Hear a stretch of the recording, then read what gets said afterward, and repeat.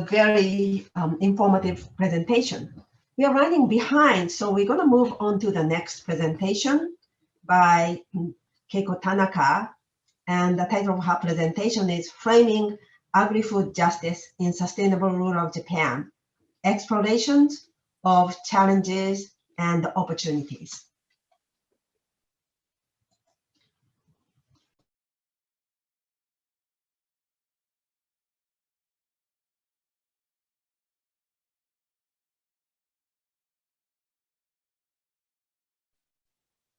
How about this? Can you Yes. see? Can you hear me? Yes.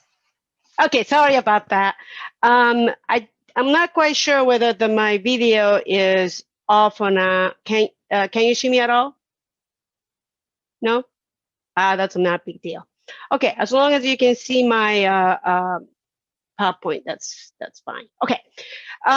Thank you so much, Habu Sensei, and then thank you so much, Nobori Sensei, for your presentation. It actually really complements with what I tried to do in my presentation. So as one of the oldest concepts in human civilization, justice, or what is just, has been debated over millennia in many fields. In most recent years, justice has become a critical component of agri-food sustainability discourse and initiative in the United States. Yet justice is still relatively unfamiliar concept, as Nobori Sensei talked about, when applied to frame potentially desirable future trajectory of the Japanese agri-food system and rural community.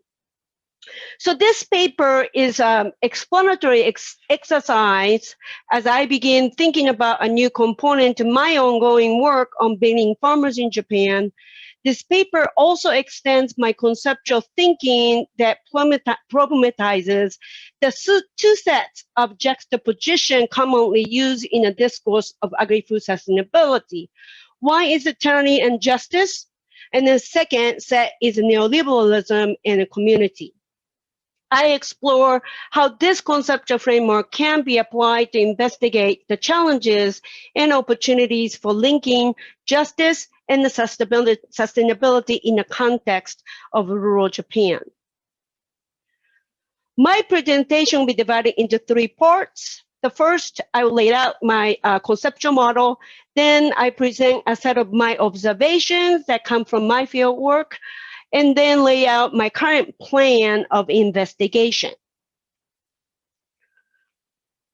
Justice is simultaneously a shared value on distribution of resources and burdens within society and a social force affecting the economic, political, and social structure and processes. Sociologists understand justice as a collective phenomena related to social conditions, institutional designs of a society, social conditionality, and social consequences of justice. Then each society has its shared conception of justice and evaluative criteria of justice. So what's just in the United States may not be just in Japan.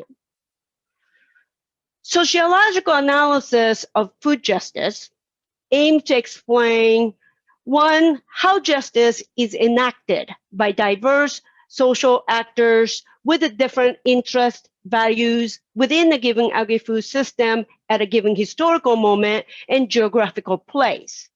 And second is what evaluative standards apply by these actors to define and advocate for a set of desired justice-related features in agri-food system. But yet literature on food justice is not yet clear on how the concept of and practice surrounding justice are related to those concerning sustainability. Agri-food system and rural communities are both the sites of enacting tyrannies and justice. I use 2 sets of duality as an engine of social change. One is a globalization-localization duality, which is treated as a spatial and temporal process. And then second set is a neoliberalism and community duality as logics of association. Since I cannot graph any other way, I use quadrants to illustrate how various types of arranging agri-food system can be understood in the interaction of the two axes. Conceptually, however, it is more productive to treat duality of globalization and localization as a double helix process that is intertwined and in many ways dependent upon each other.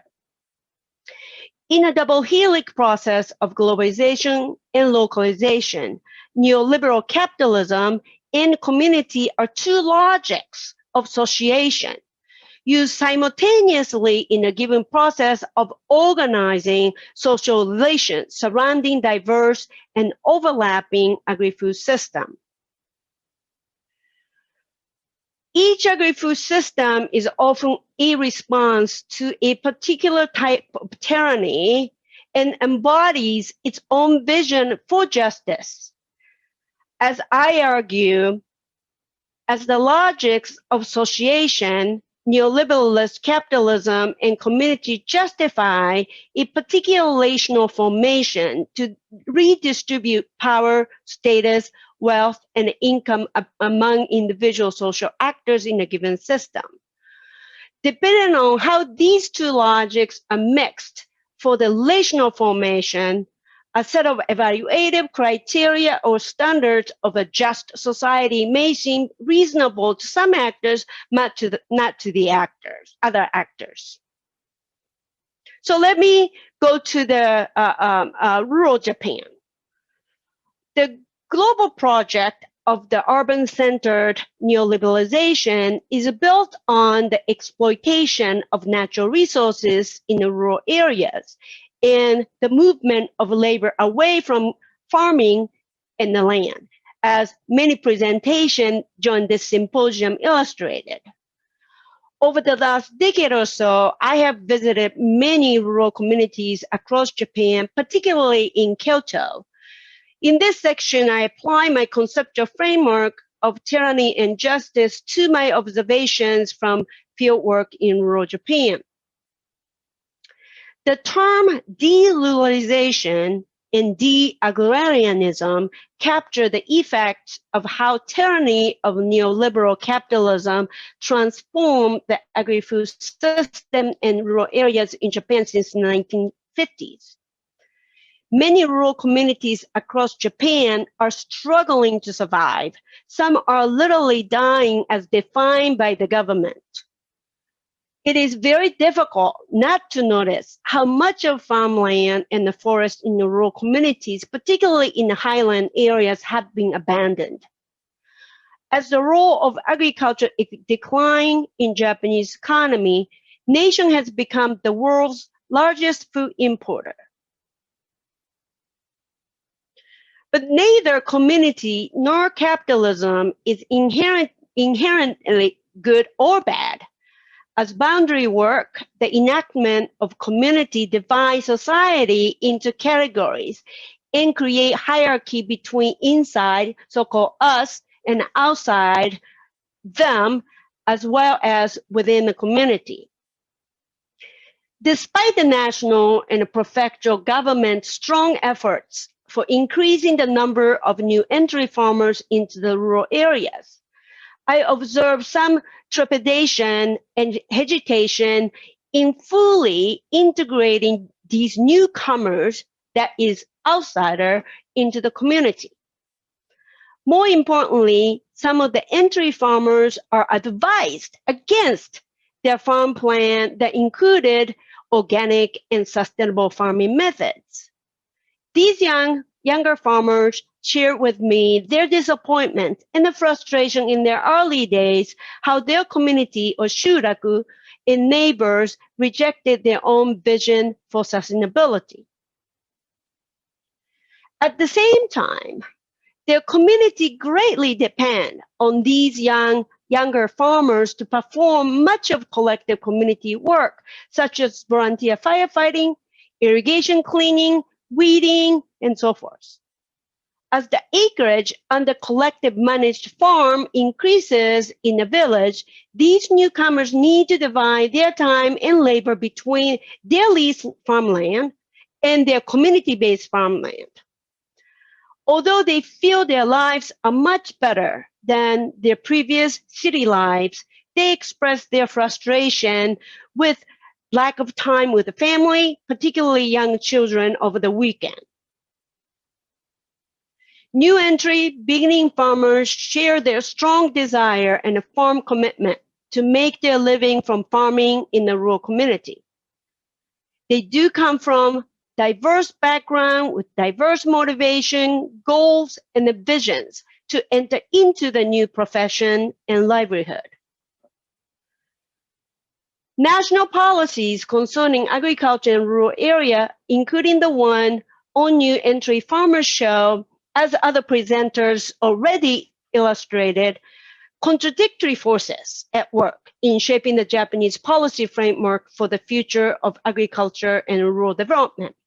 First force is Japanese national government's desire to rationalize agriculture so as to make farm product be more competitive in the international market through so-called aggressive agriculture, particularly under the Trans-Pacific Trade Partnership, or TTP.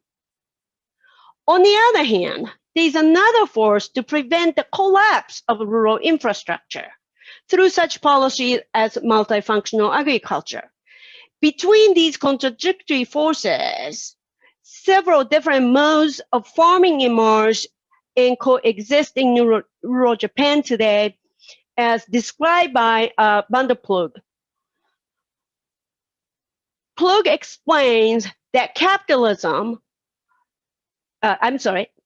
der Ploeg explains that capitalist, entrepreneur, and peasant mode of farming operate simultaneously to create two dominant patterns in agri-food system. One is short and decentralized circuit that links the production and the consumption of food, and more generally, farming and regional society. Then second set is the empire. He calls empire or dominant mode that is characterized by highly centralized patterns, which is constituted by large food processing and trading companies that increasingly operate on a world scale. And we see those three modes operating in rural Japan. Now, in Japan, there is a sense of uneasiness with the idea of seigi, or justice. Though kosei, or fairness, has been historically valued, justice has been always associated with the tales of heroes and villains, and moral lessons about good and evil deeds. In these formalistic stories, positionality of characters is rigidly defined. Heroes are often described as young male samurai. On the other hand, villains can come from various backgrounds, including young or old female, without any specified rank or occupation. Good deeds are often associated today with moral virtue of the Bushido of the past. And therefore, these deeds are to be emulated today as the spirit of the Japanese people, or wakon. In these stories, injustice occurs because one ignores his or her position in the web of relationship in society and acts inappropriately beyond the confines of his or her position. In other words, in the Japanese social context, the very notion of justice may be interpreted as a mechanism of reproducing social inequalities based on gender, age, class, race, ethnicity, and citizenship.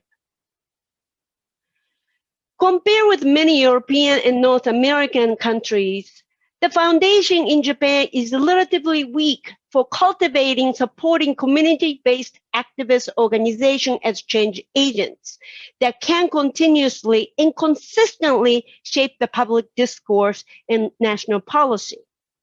This is not to ignore or undervalue numerous decentralized activist organizations that work tirelessly to address locally relevant issues. Yet in Japan, it's hard to ignore the fact that legal and the financial infrastructure lags behind for adequately supporting nonprofit and non-governmental organizations.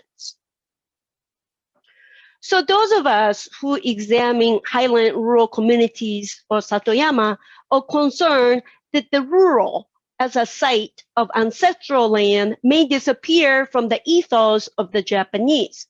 Instead, it becomes mere hinterland, like Ubasuteyama or Jinontisai Mountains, where forgotten aging residents are left to die. In a hyper-urbanized Japan, rural may be treated as a ruins of a neoliberal globalization project and exist only in the stories of our memories. Yet, quietly dynamic initiatives for sustainable rural Japan are emerging and spreading, particularly among young generations, as Sabanoboli Sensei talked about. Many active participants to these initiatives said that 3/11 or Great Tohoku earthquake in 2011 shattered their taken for granted views about their life and the future. They began searching for connection or tsunagari with other individuals who share their views about more sustainable and healthy ways of living and protecting the environment. They see connecting or tsunageru rural farmers with urban consumers as a critical and a necessary step to rebuild the more sustainable agri-food system. One example of such initiatives is the emergence of mobile green grocers in Kyoto. A group of young, in their 30s and 40s, relatively new residents in rural Kyoto began aggregating organic vegetables, eggs, and value-added products such as sesame oil, soy sauce, and miso from a group of organic farmers who are also relatively young and a new resident in the northern Kyoto. These two groups have also established Kyoto Organic Action as a collaborative business entity, food hub, and activist organization with the goal to expand organic farming and marketing across Kyoto. With the refrigerated trucks, green grocers travel across Kyoto Prefecture 4 or 5 times a week to pick up organic farm products and distribute them to urban residents in the cities of Kameoka, Uji, and Kyoto through the hybrid of prepaid green box subscriptions and mobile farm stand. KOA also organizes farmers markets several times a year in the busy shopping and tourist areas of Kyoto City. Moreover, they host a series of so-called study sessions or benkyokai to share knowledge and skills about organic farming and marketing, as well as home processing of farm product. So what do I want to do in the next phase of my research? In my research on the beginning farmers, there are a set of questions which remain to be answered. The first set of questions concerns knowledge and the skills in the farming. What knowledge and skills are considered as necessary for new entry beginning farmers, and what kind of technical support given to this group by extension, particularly those people who want to do more sustainable farming. The second set concerns who can be farmers in Japan. The eligibility of government support for new entry farmers exclude certain individuals from becoming farmers, particularly those above a certain age. Although gender is not restricted, the number of female farmers is still low in Japan, and I am not certain whether non-Japanese citizens are eligible for government support to become farmers. The third set of questions concern the ownership of both material and non-material cultural assets of the rural community. I hope to investigate more carefully how the boundary between insiders and outsiders is drawn in the rural community. Also, the issue of land leasing as opposed to ownership needs much further investigation. I'm considering two possibilities of investigating enactment of justice and sustainability in rural Japan. First one is to investigate the types of farming that returning farmers and new entry farmers engage in those rural communities affected by 3/11 Tohoku earthquake and tsunami. The second project focuses on opportunities available to and challenges faced by foreign farmers and the foreign agricultural workers in rural Japan. For both cases, I like to investigate more deeply land access issues that hinder innovations and creativity in sustainable agriculture and rural development. As a sociologist working in the United States, I am hesitant to move my fieldwork site from Kyoto to the Tohoku region. I was born and raised in Kyoto. Over the last decade and a half, I gradually built a network with several farmers and organizations. In my late 50s, I'm not certain whether I have energy to build another set of networks in a new field site. More importantly, I wonder if in and out rural community research is a form of tyranny by academia. Any suggestion would be much appreciated. Thank you for listening. Thank you very much, Professor Tanaka. I think your presentation went very well with Sanobori-san's previous presentation that providing perspective from the US. Your question about field work in Kyoto versus Tohoku, that I thought was a very important question as well. That 2 years ago, Miguel Altieri, Clara Nichols, Hitaka-san, and myself went to Shikoku. It was a very short trip, but nevertheless, I saw the differences in terms of the practice of slash and burn agriculture. History is different. The types of the rotation was different. So I learned a lot. On the one hand, it can be a tyranny from academia side, but at the same time, knowing and understanding the diversity within Japan and beyond, I think is very important. Yes. I don't think it's exclusive to each other. Yes, I agree.